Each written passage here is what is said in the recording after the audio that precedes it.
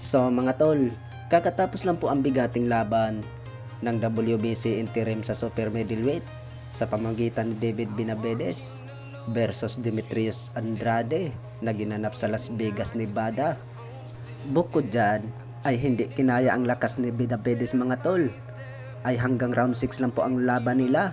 Itinigil na lang po sa referee ang laban sa round 6. Nakuha ang panalo ni Benavides by round 6 technical knockout. Ay number 1 na mandatory sa WBC sa super middleweight si Benavides mga tol. Ay sigurado dyan mga tol, ang makakalaban naman ang super middleweight world champion Canelo Alvarez. Higit dyan mga tol, ay magandang bakbakan po yan pag matutuloy na po ang laban ni Canelo Alvarez versus Benavides. Sa tingin ko dyan mga tol, ay may tulog yan si Canelo Alvarez sa kamay ni Benavides. Ano bang sa tingin yung mga tol? Kaya bandurogin ni Canelo Alvarez itong si Benavides? Banda naman mga tol, ay malapit na po ang bakbakan sa undisputed lightweight world champion Devin Haney versus WBC junior welterweight world champion Regis Prograis. Sa hindi nakakaalam mga tol, ay yamado itong si Devin Haney kay Regis Prograis. Sa tingin nila mga tol, ay kaya lang daw patulogin itong si Regis Prograis kay Devin Haney.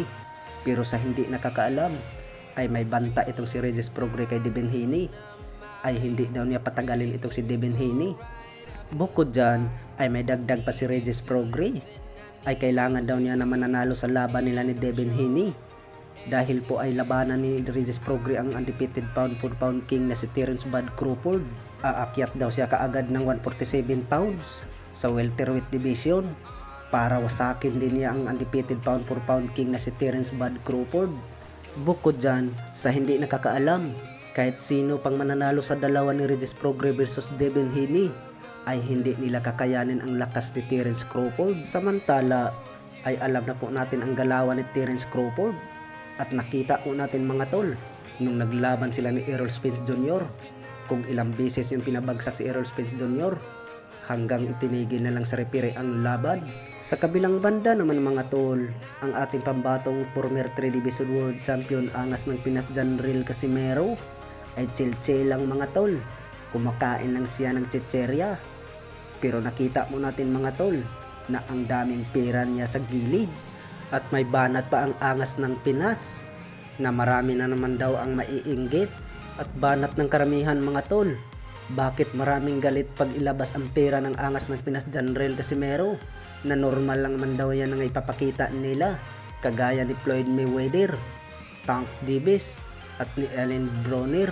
Sa kabilang banda naman mga tol, ang ating pambatong WBC challenger na si Vincent Acero Astrolabio, ay malapit na po ang bakbakan mga tol.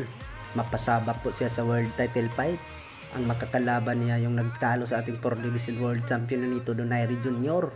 ng pambato ng Mexico na si Alexandro Santiago, dahil po ayan ang may hawak na WBC Bantam. Samantala, ay hindi to basta-bastang makakalaban itong si Alexandro Santiago, dahil ay mautak to at magaling.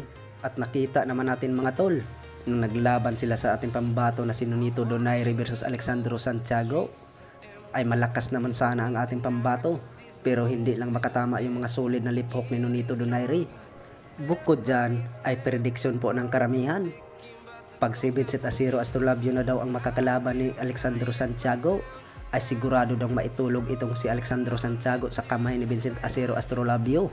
Ano bang sa tingin nyo mga tol? Ay kaya bang pulbusin ni Vincent Acero Astrolabio itong si Alexandro Santiago? So mga tol, maraming salamat sa walang sawang suporta sa Romlek Boxing Sports.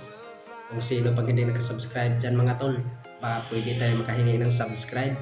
At meron din tayong Facebook page, Romlek Boxing Sports. So maraming salamat mga tol.